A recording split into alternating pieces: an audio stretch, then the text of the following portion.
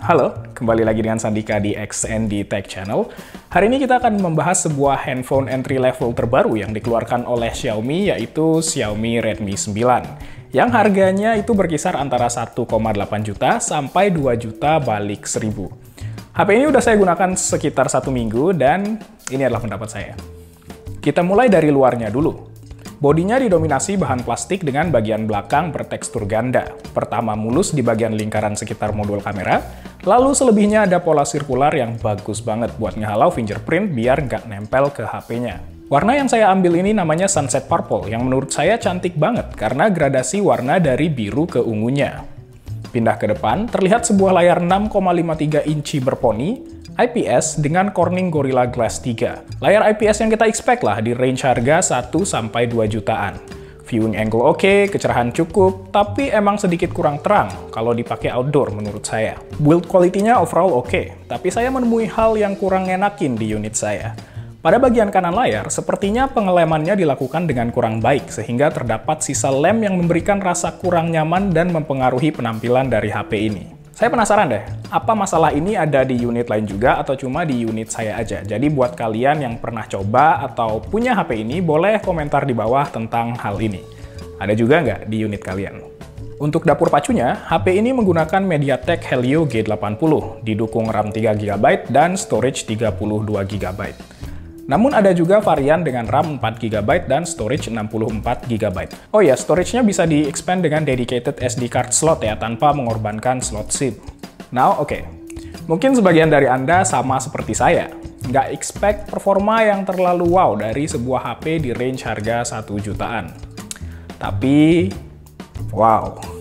Pada kebutuhan penggunaan sehari-hari, sosial media, browsing, YouTube, Netflix, lancar-lancar aja, meskipun kadang ada jeda dan nggak se-snappy HP-HP dengan harga 3-5 kali lipat dari HP ini. RAM-nya yang 3GB juga emang terasa lumayan membatasi sih. Baru buka beberapa aplikasi yang lain akan ketutup sendiri. Jadi ada baiknya ambil varian yang 4GB biar multitaskingnya lebih lega. Nah, untuk gaming, ini nih yang mantep. Bisa dibilang untuk harga segini, performa gamingnya itu cakep banget. Mobile Legends lancar banget, udah bisa high frame rate mode dan HD mode. COD Mobile juga lancar dengan frame medium di low graphic settings. PUBG M juga asik, bisa dimainin di Smooth Ultra. Oke, saya paham, mungkin settingan di game-game tadi nggak rata kanan dan tidak terlalu memanjakan mata, serta nggak selalu terkunci di 60 FPS selama kalian bermain. Tapi guys, HP ini nggak sampai 2 juta harganya, dan menurut saya di harga segini, performa gaming yang diberikan itu udah enak banget. Udah nyaman banget buat dipakai main game. Berita baik tentang performanya nggak berhenti di situ, karena baterainya juga badak, 5020 mAh. Kapasitas segini bikin HP ini dengan mudah bertahan 2 hari dalam penggunaan biasa, seperti chat, sosial media, dan sesekali YouTube. Saya pernah sih coba ngabisin baterai HP ini dalam sehari dengan peningkatan intensitas main game saya, tapi tetap aja susah. Sebagai gambaran, saya main PUBG 1 match sekitar setengah jam dan baterainya cuma turun 6%. Tapi kalau kalian ngegame seharian sih, udah pasti bisa ngabisin baterai badak ini. Overall, saya benar-benar nggak nyangka HP di harga segini bisa perform se-oke ini. Mantep lah. Tapi tentu saja untuk dapat performa kayak gitu di harga segini, pasti ada yang dikorbankan. Salah satunya adalah charging brick yang datang dalam paket penjualan HP ini hanya mendukung pengisian 10 watt, yang bikin ngisi baterai badak 5020 mAh tadi memakan waktu 2,5 jam dari kosong sampai penuh. Lumayan lama. Padahal HP ini sendiri sudah mendukung fast charging 18 watt dan menggunakan USB Type-C. Di samping itu, selain di awal tadi saya bilang layarnya biasa aja, speakernya juga sama. Pokoknya ada dan bunyi. Nggak bisa berharap tinggi untuk suaranya. Tapi mengingat harganya, susah juga sih kalau mau protes. Kekurangan lain dari HP ini yang agak disayangkan mengingat performanya yang mantep pas main game adalah ketiadaan gyroscope. Jadi untuk Anda yang suka main game, terutama game FPS dan menggunakan gyroscope, nih perhatiin.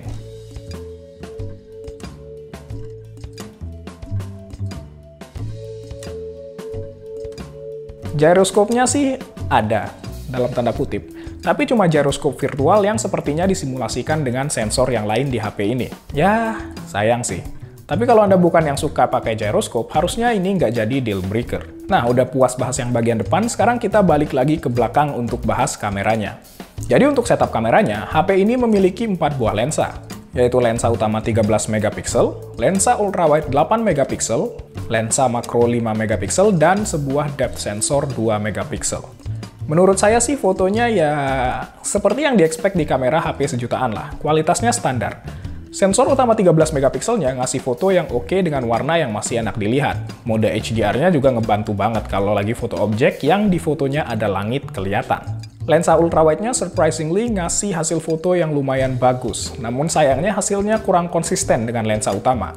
Karena hasil foto ultrawide ini sedikit lebih dingin temperaturnya daripada lensa utamanya. Nah, untuk lensa makronya, sebenarnya bisa potret objek dengan jarak deket banget, tapi saya sih lebih prefer hasil dari lensa utamanya terus di zoom in dikit daripada hasil langsung dari lensa makronya. Karena menurut saya hasilnya kurang tajam.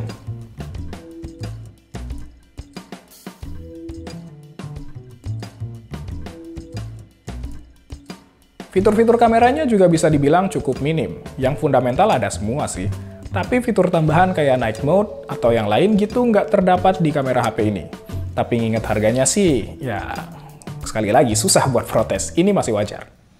Oke, sekarang kalau ini sampel video yang handheld, jalan kaki.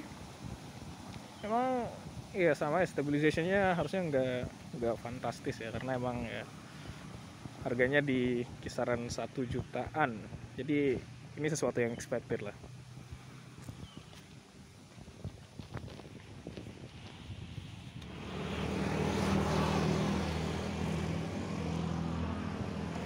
Oke. Nah, ini untuk video di kamera selfie-nya 1080p juga. 30 fps. Nah, ini stabilization-nya kelihatan lebih oke, cuma emang dynamic range-nya nggak bisa luar biasa gitu. Kita bisa lihat di langitnya masih keterangan, tapi so far wajah saya kelihatan well exposed. Overall untuk kualitas kamera di harga segini sih menurut saya oke ya. Tapi keberadaan lensa makro di HP ini itu kayak ya udah buat ada aja gitu. Padahal menurut saya kenapa nggak budget untuk lensa-lensa yang lain, bukan cuma lensa makro bahkan, itu dipindahin aja untuk bikin lensa utamanya jadi lebih mantep lagi. Tapi kalau satu kamera kayaknya sekarang susah dijual ya dari sisi marketing. Kan yang penting kuat kamera, terlepas kualitasnya kayak gimana. Nah, selebihnya saya serahin pada Anda deh. Menurut Anda hasil jepretannya gimana? Di bawah modul kamera tadi terdapat sebuah sensor fingerprint dengan finishing glossy. Nice! Tentu aja akurat dan ngebantu banget buat unlock HP-nya. Gila, beberapa tahun lalu HP di harga segini mana dapet fingerprint.